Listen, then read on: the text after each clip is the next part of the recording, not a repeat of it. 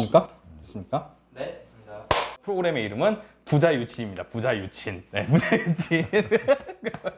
이렇게 우리나라 정서상에서는 이렇게 자식이 뭐 아버지 어깨에 손을 올린다든가 막 이런 것도 되게 사실 민감한 부분인데 저희 집은 또 그런 게 또 없어요. 아무튼 그렇게 자유로운 가정 환경에서 자랐습니다. 네, 자랐고 그런 경험이나 저는 제가 굉장히 복받고 자랐다고 생각을 합니다. 그래서 그런 부분들을 타인과 좀 얘기를 해보면서 또 이렇게도 키우는 방법이 있겠구나 라고 생각을 하는 그런 얘기를 할 수 있는 그런 이야기 장소가 되었으면 좋겠어요. 나는 아무것도 키우면서 아무 생각 없이 키웠는데. 저는 사실 되게 궁금한 게 제가 14살 때, 그러니까 중학교 1학년 거의 끝날 무렵에 혼자 중국으로 보내셨어요. 당시가 94년도 중국하고 수교 직후, 진짜 뭐 우리나라 사람들이 중국 그러면 막 그냥 공산당 싫어요. 나는 이런 거 배우고 있을 때였거든. 그때 삐라를 만들다. 삐라가 아니라 그 뭐죠? 그 뭐 방공반첩 이런 포스터 만들었거든. 나 국민학교 때. 초등학교가 아닌 국민학교 시절에 그런 걸 만들던 아이가 어느 날 갑자기 밤에 야 가자라고 끌려서 제가 중국으로 끌려갔어요. 끌려가서 14살 때부터 혼자 거기다 버려놓고 가셨단 말이죠, 저를. 뭐 그러니까 버려놨다는 건 좀 오바고 너 여기서 이제 혼자 공부하고 살아라라고 하면서 중국에서 이제 혼자 크기 시작을 했습니다. 그 되게 특이한 케이스인데 그때 당시는 사실 모든 사람들이 다 미국 유학하면 미국을 보냈었고 또 제 친구들 같은 경우도 거의 대부분이 미국으로 갔었고 어떤 그런 환경이었었는데 저는 중국으로 보내줬단 말이죠. 그래서 그때 막 유학해요라고 했었을 때 어디서 하니 그러면은 중국에서 해요라는 말을 하기 사실 되게 부끄러웠었어요. 그때는 중국이 지금 같은 그런 수준이 아니라 막 개방 직후였기 때문에 정말 낙후됐었단 말이죠. 지금 요즘 사람들이 갖고 있는 중국의 이미지의 중국이었었어. 그때 형편 없었지. 그러니까 지금도 근데 문제는 뭐냐면 내가 생각할 때는 지금도 많은 사람들이 그때의 중국 이미지를 갖고 지금의 중국을 얘기를 한다는 게 사실 문제라고 생각을 해요. 이런 부분들도 있고 이건 또 나중에 한번 얘기를 다루겠습니다. 근데 어쨌든 14살 때 제가 그러고 혼자 갔단 말이죠. 보내줬단 말이죠. 무슨 생각으로 오셨습니까? 나는 아이를 기른다면, 태어나서 기른다면, 공부다, 무슨 뭐 경쟁 이런 거보다는 가장 자유롭게 지내는 아이. 그러면서 좀 더 다른 사람들보다 책은 한 권 덜 읽더라도 더 많은 사회를 바라볼 수 있고 사회와 접촉할 수 있고 경험을 쌓을 수 있는 이런 아이로 기르고 싶다. 그래서 나는 자식 새끼 나면 공부 잘하라는 소리는 절대 하지 않겠다. 이렇게 속으로 맹세를 했거든. 그래서 이제 네 기르면서도 나는 공부 욕심을 안 가졌어. 나한테 공부 실제로 잘해라. 한 번도 혼난 적이 없죠. 한 번도 내가 공부 잘해라 소리는 한 적이 없어. 대신 너한테 그거 어릴 때부터 얘기한 게 여행 많이 해라. 그리고 많은 사람하고 네 자유로이 많은 걸 누려라. 그렇게 이제 얘기를 했어. 근데 이제 중국에 대해서 내가 중국으로 이제 간 거는 사실 다른 사람들은 그때 우매하다고 했어. 20세기 때 19세기, 18세기 나라로 아이를 보낸다. 그렇게 얘기를 하는데 나는 달리 한 게 하나 공부를 하면서 우리 동양의 모든 문화가 중국에서 비롯됐기 때문에 중국은 깊이를 알 수가 없다. 이런 생각이 들었어. 그리고 실제 사회생활을 하면서 마음이 편안하고 행복할 수 있는 거는 이 많은 지식을 얻기보다는 철학적으로, 그 다음에 역사, 철학 이런 부분에서 마음이 충족된 사람이 훨씬 낫다고 생각했거든. 그래서 이왕 시작하는 거 서양 사람들이 서양 그 산업이 발달되면서 자꾸 이제는 동양학으로 돌아오고 있는 시기인데 아직도 우리는 결국 서양으로만 유학을 하고 서양에서만 공부를 하더라는 거지. 그 사람은 서양은 동양을 배우려고 하는데 그래서 차라리 동양 자체를 배우게 하는 게 좋겠다. 그래서 이제 중국을 선택한 건데 워낙 이제 어릴 때 중국어 한마디 할 줄도 모르는 너를 글로 보내면서 뭐 부모로서 마음은 조금 아팠다고 봐야지. 근데 그래도 그것도 네가 해낼 수 있을 거라고 나는 봤어. 그때 솔직히 그랬어. 그래서 팽개 쳐놓고 거기다 너 혼자 팽개쳐 놓고 나는 내일 하러 다녔는데 근데 뭐 다른 그런 건 없었어. 근데 지금도 나는 후회를 안 해.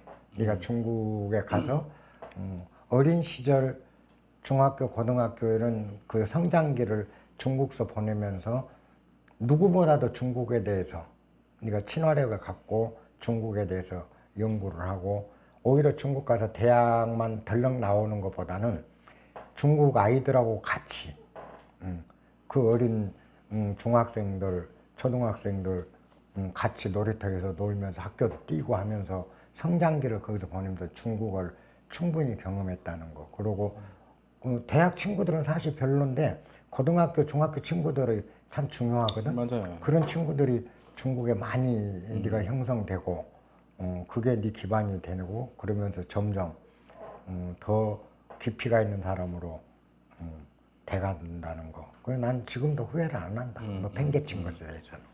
뭐 팽개쳤다고 주변에서 얘기를 해서 그런 거지만 뭐 저야 뭐 정말 자유롭게 살았던 것 같아요. 뭐 그러니까 약간 그런 식이에요. 학교를 다니고 있는데 그때는 뭐 체험학습 이런 것도 없었으니까 요즘은 있지만 학교를 다니다가 나 여행을 가고 싶어서 한 2달 정도 여행 다녀올랍니다. 뭐 학기 중에 여기서는 갔다 오는 거죠.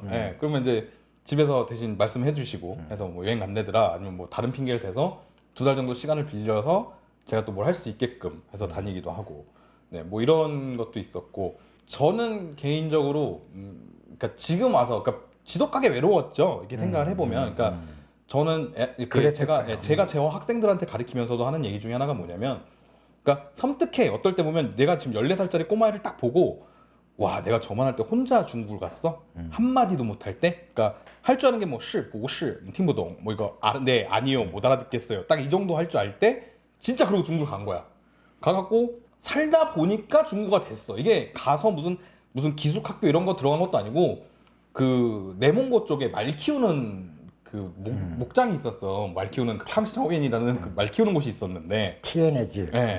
거기다가 너 여기서 한 3달만 살아라 이러고 가신 거예요. 그리고 갔는데 그 집에 있는 꼬마애가 나랑 한 살 어렸어 나보다.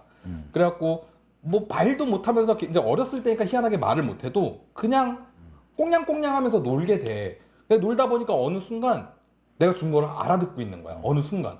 그러니까 뭐 때가 되면 밥 먹을 때가 되면 뭐 관광过来 吃饭 뭐 吃饭 그러면 뭐 밥 먹을 때마다 그 소리 하니까 아 저게 밥 먹으란 얘기구나. 뭐 이런 식이 되는 거죠. 먹고 있으면 이제 괜히 그냥 막 하오치마 이러고 물어봐. 그막 치는 아까 뭐 나온 건데 뭐 맛있냐? 막 이런 느낌처럼 이제 이게 되는 거죠. 이게 형성이 되면서 애기 말 배우듯이 이제 말을 배웠던 거죠. 그러면서 자연스럽게 이제 그 집에 살면서 그러니까 도시보다 또 낙후된 곳에 가서 있었으니까 그러니까 그러면서 뭐 약간 중국의 전통적인 문화 약간 이런 것도 굉장히 많이 배우게 되고 사상이나 이런 것들 생각하는 거나 이런 것들 뭐 그 사람들의 뭐 순수성 이런 것도 많이 봤던 것 같고 그래서 사실 한국 사람들이 중국 사람을 굉장히 싫어하는 편이에요. 이상하게 이렇게 온라인 같은 데서 보면 뭐 소위 말하는 짱깨 이런 얘기도 하고 막 이런 거 있지만 저는 사실 제가 그 어렸을 때 혼자 갔었을 때 그 사람들이 나한테 해줬던 친절과 어떤 정말 그 안에 들어가서 살면서 느꼈던 뭐 우리가 뭐 정은 한국 거야라고 하지만은 그보다 더한 그런 것들 그러니까 관시라는 게 조금 많이 오역돼서 설명을 하고 있지만 그런 진정한 소위 중국 내에서 말하는 관시라는 그 개념을 저는 그 안에서 배웠던 것 같아요. 그거를 그래서 되게 즐겁게 지냈었어요. 있으면서 말을 배우면서도 또 그 외로웠다고 하는 시간도 되게 어린 나이 때 그러니까 이게 거의 정신병 수준이야. 그 외로움이라는 게 어떠냐면 집에 딱 들어와 이제 베이징으로 다시 돌아가고 있으면은 밖에서 막 놀다가 집에 들어오면 막 울어 혼자. 또 밖에 다음날 가고 막 놀다가 다음날 또 밤에 와갖고 막 울어 하루 종일 이거 너무 외로우니까 와서는 뭐 얘기할 사람도 없고 이게 한 달 반복되고 나니까 그 14살 15살짜리가 뭘 한다고 내가 이게 뭐 하는 짓인가 싶은 거야. 이게 반복이 되다 보니까 그러니까는 이제 이게 내가 생각하는 모든 괴로움이나 막 그리움 막 뭐 엄마가 싸주던 도시락 뭐 아빠가 어떻게 하고 어디 놀러 갔고 뭐 다 같이 밥을 먹고 이게 나 혼자 망상을 갖고 그걸 되게 슬퍼하고 있는 거야. 만들어 갖고 내가 이게 근데 그 슬픔이라는 게 진실된 거라면 그 다음날 아침에 나가갖고 내가 농구를 하고 친구랑고 놀 때도 지속적으로 이게 꾸준히 가야 된다는 거지. 그 감정이라는 선이. 근데 이게 꼭 내가 다른 걸 하고 있을 때는 내가 그걸 상기시키지 않고 있는 순간에는 슬픔이 존재하지 않는 거야. 그러다가 내가 그걸 상기를 했었을 때 막 밀려오는 거야. 그러니까 그거를 되게 어렸을 때 깨달은 것 같아요. 어렸을 때 아 이게 내가 만들어내고 있구나, 소위 말하는 그런 감정들, 이런 거를 되게 어려서 알게 됐고, 또 외롭다 보니까 스스로하고도 대화를 되게 많이 했었던 것 같아요. 뭐 어느 정도였냐면 진짜 천장 보고 누워갖고 신간아 뭐해? 아 이름이 분명히 나오네요. 너 뭐해? 이러면서 물어보면 대답을 해. 나 뭐해? 밥 먹었어? 아니 안 먹었어. 배 안 고파? 고파. 막 이러면서 얘기를 하는 거야 혼자. 누가 봤잖아? 그러면은 신고해서 병원을 보낼 정도의 어떤 그런, 지금 누가 보면 그런 생각을 할 거예요. 근데 저는 이 시간이 지금 돌이켜서 생각하면 그만큼 나에 대해서 내가 스스로하고 얘기를 많이 했고 자기를 많이 이해를 했고 그래서 지금 와서 되게 행복한 삶을 살고 있다고 생각을 해요. 그러니까 불만족스러운 게 없으니까 지금은 살면서 돈이 있든 없든 없어. 우리 없어. 되게 가난해. 근데 그래도 행복해. 그리고 어떤 모든 걸 해도 받아들일 수 있는 사람이 돼 있더라고요. 이런 것들에 있어서. 그래서 사실은 그 외로운 시간이라는 걸 저는 되게 감사하게 생각을 하는 부분이 있고, 또 이렇게 학생 애들이 사춘기 때가 돼서 와서 많이 물어보면 이제 그런 얘기를 하죠. 선생님도 되게 어렸을 때 굉장히 외로웠는데 그 외로워하지 말라고 하잖아. 사람들은 꼭 외로우면 나 친구 사겨. 뭐 딴 거 해. 그래서 지속적으로 그 외로움을 밀어내라고 하는 거야. 그 외로움과 친해지라고 하는 게 아니라. 그래서 저는 또 제가 경험을 한 게 있으니까 괜찮아, 그거 좋은 거야. 그 이상한 거 아니고 나쁜 거 아니니까 외로움이라는 부분에 대해서 아이들과 이렇게 친해져라. 그러면 네가 그 안으로 점점 네 내면의 세계가 키워져 나가고 그러다 보면 너의 것이 만들어진다 라는 생각을 하거든요. 네가 그렇게 외롭고 힘들었으리라고는 생각을 안 했어. 외로워서 살찐 거야. 외로워서 스스로 2인분이 된 거죠. 그렇게 그 힘들었으라고 생각 안 하고 나는 그냥 퇴직 후에 마음껏 자유로워 보자 하고 내 생활 하느라고 사실 늘 돌본 적도 없고, 또 그때 팽개친 이후로 지금까지 너한테 내가 해준 게 아무것도 없어. 아무것도 없기 때문에 나는 너에 대해서 너를 보면 항상 내가 쟤한테 아무것도 해준 게 없다, 그런 마음이 들거든. 그러니까 지금도 너한테 미안하고 미안한 만큼 너한테 바라는 게 아무것도 없는 거야. 너한테 어떤 것도 바라는 게 없고 그저 네가 무슨 일을 하든, 또 그게 나쁜 일이든 좋은 일이든 무슨 일을 하든 그저 지켜만 보고, 또 마음에서 그래 하고 싶은 거 다 해라. 내가 아무것도 너한테 해준 게 없으니까 너한테 이래라 저래라 할 수 있는 그런 마음이 안 생기는 거야, 내 안에서. 그래서 항상 네가 하는 일은 무엇이든 지지하고 마음으로 지지하고 마음으로 찬성하고 그럴 뿐이지, 네가 이랬으면 좋겠다, 이런 삶을 살았으면 좋겠다라는 마음이 없어. 왜? 그러기에는 내가 아버지로서 할 일이 없거든. 근데 어떤 면에서는 그렇게 생각을 해. 아무것도 너한테 해준 게 없기 때문에 아버지로서의 권리, 또 아버지로서의 주장을 너한테 하지 않게 된 것이 나는 너무 다행이다. 그래서 내가 진실로 네가 원하는 네 삶을 사는 걸 바라만 본 아버지가 될 수 있었다는 거. 그게 어떤 면에서는 참 내 자신에게도 축복이라는 생각이 들어. 앞으로도 그럴 거야. 앞으로. 그래서 내가 너한테 막 잘해주고 지원을 많이 해주고 돈도 많이 주고 용돈도 되고 풍족하게 해줬다면, 내가 너한테 너희 막 그렇게 어떻게 키웠는데 또 어떻게 해줬는데 너 이렇게 살아야지라고 얘기할 수 주장할지 모르겠어. 그러나 내가 그렇게 하지 않았기 때문에 어떠한 것도 너한테 대해서 주장을 하지 않고 네 인생 네가 살고 싶은 대로 사는 걸 지켜보고 또 그 인생, 너의 인생을 존중할 수 있는 그런 내가 돼 있다는 게 어떨 땐 놀랍기도 하고 또 기쁘기도 해. 지금 생각하면. 그리고 너 또한 내가 너한테 어떤 빚이 없듯이 너도 아버지한테 빚이 없기 때문에, 아버지 신세 진 적이 없으니까 빚이 없으니까 아버지를 대할 때 다른 사람보다 자유롭게 대할 수 있는 것도 어쩌면 교육 효과일까요? 아니 근데 이거는 아버지 이게 겸손하게 말씀을 하신 거고 사실은 왜 지원을 진짜야. 안 받았겠어 뭐 이거부터 시작해서 왜 아니었겠냐고 예, 어떻게 그런 게 있겠어요. 그러니까 저는 사실은 굉장히 사실은 그런 부모의 보호 아래서 살았지만 다만 공간적인 개념에서의 보호를 그러니까 소위 말하는 부모로서의 보호를 하지 않았다라는 거에는 찬성을 해요. 근데 그 외적인 거에 있어서는 항상 그 부모의 울타리 안에서 사실은 컸던 거거든. 나도 그건 내가 스스로 느끼죠 그거는.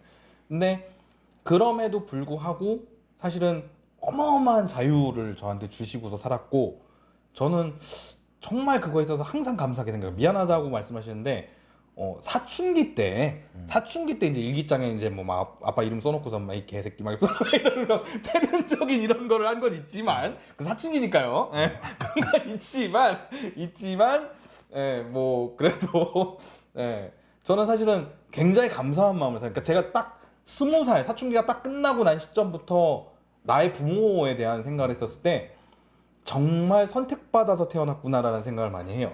그런 부분들에 있어서. 그러니까 나는 참 이런 사람들 밑에서 이런 조건을 갖고 태어났구나. 그래서 이런 사고를 하고 살 수 있구나. 이런 자유로운 사고를 하고 살 수 있구나. 그리고 사실 그 자유라는 거는 누구한테나 다 주어져 있는 거구나라는 건데 뭐 이런 여러 가지를 생각을 하면서 굉장히 감사하게 생각하는 거죠. 그러니까 그게 쉬운 게 아니에요.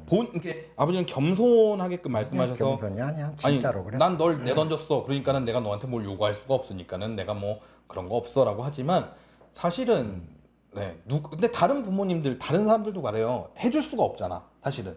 그러니까 집이 어려워서 내가 이걸 얘한테 뭔가 지원을 하고 싶은데 해줄 수가 없어. 그러면 또 그럼에도 불구하고 그러면은 예를 들어서 뭐 내가 해줄 수가 없다면 중국님 생각처럼 아버지 생각처럼 어떤 그런 그러면 내가 그럴 수가 없으니까 너 자유롭게 살아 라고 자유를 주는 게 아니라 너는 이래야 돼 나는 실패했으니까 너는 이래야 돼 그러면서 또 더 그 안에서 억제이 되려는 거지. 그러니까는 그런 사고가 굉장히 다르다고 생각을 해요 저는. 일반적인 분들하고. 그래서 그런 것도 참 궁금해. 어떻게 그런 생각을 하고 살았을까라는 생각들. 그거는 어려서부터 내가 가출을 많이 했거든. 초등학교 5학년 때 첫 가출을 시작해갖고 중학교 1학년 때까지 아마 집에서 산 날보다 가출해서 산 날이 더 많았을 거야. 난 가출할 가정이 없었어. 여참은 도망갔으니까 뭐 서울로 전라도에서 서울로 도망가고 강화도 가서 고물상에 그 엿장사 그리고 아이스 깨끼 장사. 학교 가다가 가방 들고 가다가 가방 땅속에 파묻어 놓고 중학교 가다가 그냥 중간에 튄단 말이지. 나좀 별종이었지 그 중학교 때까지는. 근데 그렇게 하고 몇 달 만에 이제 다시 슬그머니 집에 겨들어오잖아. 겨들어오면 어머니는 누군 어디서 누구 가냐 오냐고 막 그래. 하면서 그러거든. 근데 아버지는 보고 맞냐? 그게 다야. 그치요? 왜 나갔냐? 집 나갔냐를 왜라고 묻지를 않은 거야. 나는 틀림없이 야단 맞을 거다고 집에를 싹 눈치 보면 들어오는데 왔냐? 그러고는 더 이상 얘기가 없는 거야. 그 이제 또 학교를 가다 보면 한 달 정도 지내다 학교 가다 보면 또 학교 가기 싫거든. 그건 또 내빼는 거야. 학교 가다 말고. 그게 항상 오면은 아버지가 왔냐? 그게 끝이야. 왜 갔냐? 그러면 안 된다. 이런 게 없었단 말이야. 그 신기해. 근데 한 번은 이제 아버지 그 나간 거 야단 안 치세요? 내가 이제 학교 선생님한테는 맨날 야단 맞는데 그러면 아버지가 하는 말이 니놈 새끼는 저 사막에 던져놔도 모래밭에 혈을 받고 죽을 만한 입장에 던져놔도 니놈은 살아날 놈인데 뭔 걱정이야? 걱정이 없다는 거야 아버지는. 이게 자식 키우는 것이 가장 중요한 게 강한 자식 아니냐? 어떤 악조건에서 살아남을 수 있는 자식 키우는 거 제일 좋은 교육 아니냐? 이런 의미의 말씀을 하시는 거야. 그러고 나니까 나도 아버지 영향을 받았던가 봐. 그거에 옳은 것 같다. 진짜 우리는 자식을 강하게 키워야 된다 하면서 그냥 이 품속에서 그죠. 과잉보호를 하거든. 강한 자식이 되니까 갈수록 약한 자식이 되는 거야. 그 다음에 나는 아버지가 참 믿어주셨던 것 같아. 그런 점에서. 왜? 너 왜 나갔냐? 그럼 못 쓴다면 그걸 그 비난인데 내가 갔다 온 것에 대해서 나를 믿으니까 아무 말씀을 안 하신 거 아니냐. 근데 항상 내가 우리 집안에서 제일 못난 자식이었는데 형들은 다 야물어. 근데 내가 제일 못났어. 근데 항상 아버지가 하신 말씀이 있거든. 뭐냐? 저놈이 제일 들 자가 있다. 막내 저놈이 나중에 크게 될 놈이다. 항상 그러셨어. 근데 나 진짜 크게 됐었거든. 크게 됐었죠. 공직했을 때 잘 나갔다. 훌륭하셨죠. 네. 그 아버지가 그렇게 항상 그 보면 그때부터 그 아버지는 저 새끼 이 저지랄하고 다녀도 지 몫은 홀놈이다고 아마 믿으셨던 것 같아. 나도 그런 영향이 너를 기를 때 그 팽개치고 또 너 이제 상해 뭐 네 무슨 여자친구 중학생 때 그 집에 갔다가 도끼로 그 아버지한테 맞았다며. 망치요. 도끼로 맞았으면 죽었죠. 망치로 머리 맞았고 머리 터졌다고 그 얘기 들을 때도 나는 좀 속은 상했지만 뭐 그것도 경험이니까 하고 그냥 난 솔직히 걱정 없이 넘겼거든. 네가 그래서 근데 그 얘기는 자세히 한번 해봐라. 그때 어쩌고 망치로 맞았는지는. 내가 망치 맞았다는 소리 했어도 구체적인 얘기는 못 들었어. 네, 첫사랑인데 갑자기 이단 얘기로 빠지는데 이게 첫사랑이었어요. 되게 어렸을 때 만난 첫사랑이었는데 이게 다른 지역에 살던 애였어. 그래갖고 얘가 뭐 집에서 무슨 문제가 있어. 지네 집에서 문제가 있어서 전화해갖고 오빠 나 가출할 거야 이러는 거야. 그래갖고 야 하지 말으라고. 무슨 가출이냐고. 그랬는데 아 자기는 한계되는 거야. 걱정이 되니까 그럼 일단 짐을 싸서 내가 있는 곳으로 와 라고 얘기했는데 짐 싸고 트렁크 질질 끌고 나오다가 지네 아빠 퇴근하는 길에 마주친 거야. 그래갖고 끌려가서 얘는 이제 그 방에 감금돼 있고 그러니까 이제 나는 연락이 했는데 안 되잖아. 그러니까 얘가 가출할 거야 그러면 일단 일로 와라 그래놓고 끊었는데 연락이 안 되니까 이게 사람이 사라졌으면 일단 찾아야 된다는 생각에 이제 걔네 집을 간 거지. 가서 일단 애 혼날 거 혼나고 뭐 잘못된 게 있으면 혼나고 사람부터 찾아야 되니까 그 집을 간 거야. 갔더니 이제 난리가 났더라고 이제 집에. 난리가 나서 그래갖고 이제 아버지가 오해를 하신 거죠. 많이 화가 나신 거지. 그러니까는 화가 나도 그렇지. 화가 나도 그렇지. 여기 망치를 들고 나오길래 나는 속으로 야 설마 저걸로 사람 때리겠어? 라고 하는데 근데 이 새끼가 그러더니 머리 뻥 치는 거야 여기를. 여기서 피가 쭉 하고 다니더라고.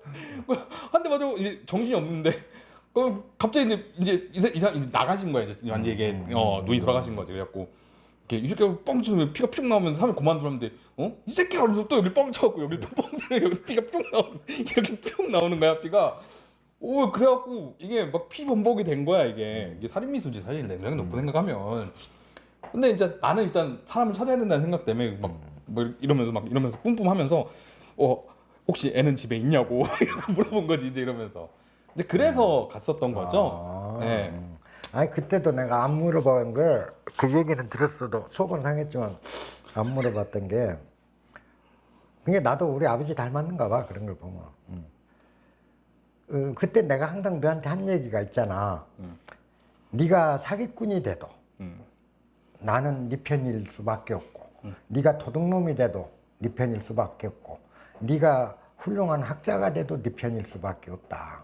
나는 항상 네 편이고 너를 지지한다. 너를 지원한다가 아니고 항상 난 너를 지지한다라고 얘기를 했거든. 네가 예를 들어서 거지가 돼도 나는 그런 너를 지지하지 거지된 너를 배척하진 않는다라는 내가 얘기를 자주 했을 거야. 그거 맞아요. 하나만 네가 알고 있어 달라. 언제까지나 나는 네 편에 있다라는 것만 얘기를 했는데 그건 왜 그냥 우리 아버지가 나 그렇게 개차반으로 어릴 때 그 가출하고 맨날 이런 생활을 할 때도 아버지가 안 물으셨단 말이야. 네가 상해 가서 망치 맞았다는 얘기를 들어서 너한테 구체적으로 안 물어본 것도 우리 아버지가 그랬듯이 나이 씨가 묻고 싶지가 않았어 사실은. 한 23년 만에 얘기를 하네요. 이 진실을.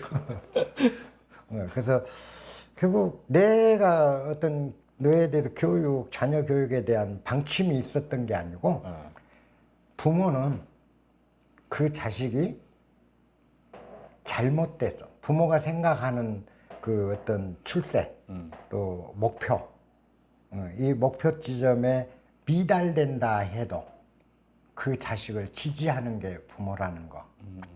그리고 그 자식이 설사 살인자가 됐다 해도 부모는 그 자식을 지지할 수밖에 없다. 그렇죠. 그럴 수밖에 없죠. 그럼 그렇기 때문에 자식에 대해서 무한히 믿는 마음 외에는 난 필요 없다고 생각해. 무슨 뭐 하는 게 조건이 아니고 부모와 자식 사이는 믿음 하나지. 그걸 공자는 부자 유친이라고 그래. 친. 부모와 자식은 친해야 된다.